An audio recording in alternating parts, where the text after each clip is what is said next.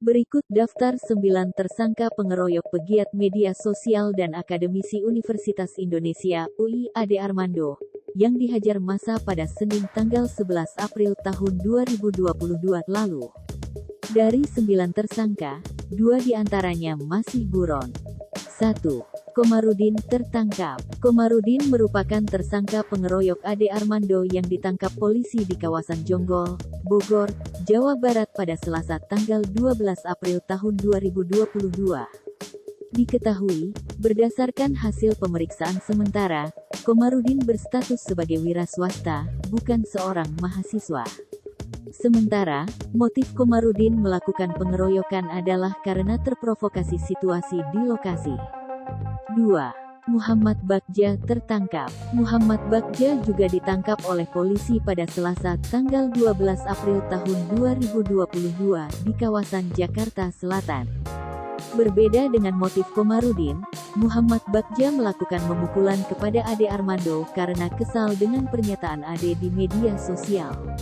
Bagja kemudian menerima pesan di media sosial bahwa Ade Armando ada di lokasi aksi demonstrasi di gedung DPR MPR pada Senin lalu.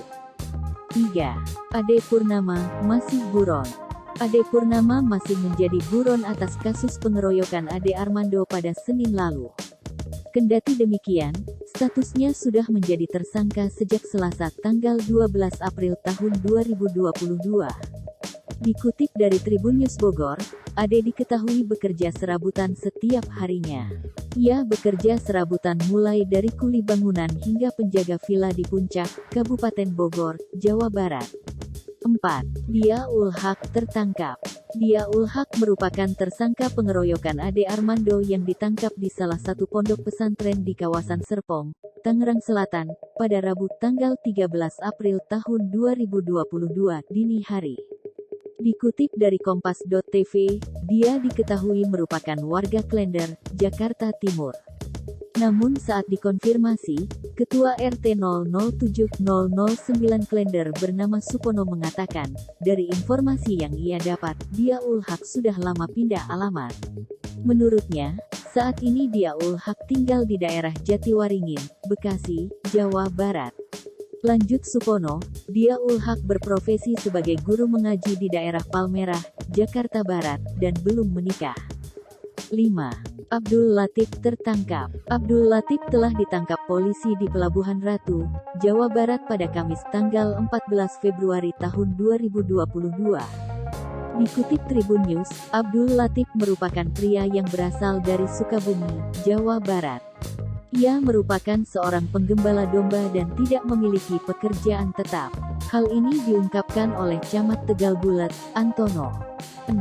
Arif Pardiani tertangkap. Polda Metro Jaya menangkap Arif Pardiani pada Rabu tanggal 13 April tahun 2022.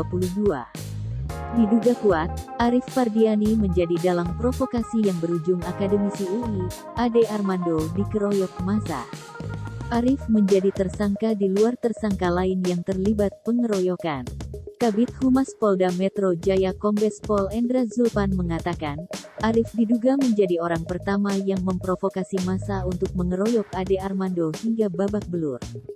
7. Marcos Iswan tertangkap. Polda Metro Jaya Kombes Pol Endra Zulpan menangkap Marcos Iswan pada Kamis tanggal 14 April tahun 2022 dini hari. Menurut Kabid Humas Polda Metro Jaya Kombes Pol Endra Zulpan, Marcos Iswan ditangkap di Sawangan, Depok sekira pukul 1.25 waktu Indonesia Barat.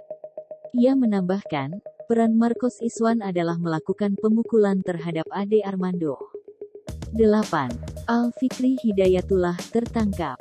Selain Marcos Iswan, Polda Metro Jaya juga menangkap Al-Fikri Hidayatullah pada Kamis tanggal 14 Februari tahun 2022 dini hari.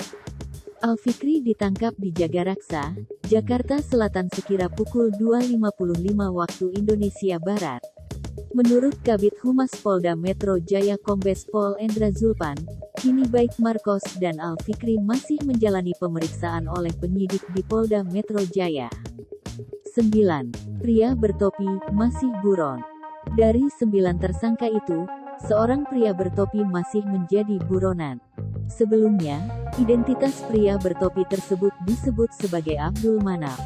Namun, Polda Metro Jaya mengaku salah menetapkan status tersangka itu.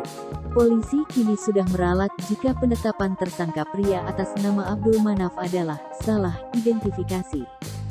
Saat polisi mengidentifikasi pria bertopi yang mengeroyok Ade Armando, hasil face recognition menunjukkan pria bertopi adalah Abdul Manaf. Namun, setelah dilakukan pendalaman ternyata Abdul Manaf dinyatakan tidak terlibat. Saat kejadian, Abdul berada Karawang dan dipastikan tidak berada di Jakarta saat hari dan jam kejadian Ade Armando dikeroyok di depan DPR RI. Terima kasih sudah nonton, jangan lupa like, subscribe, dan share ya!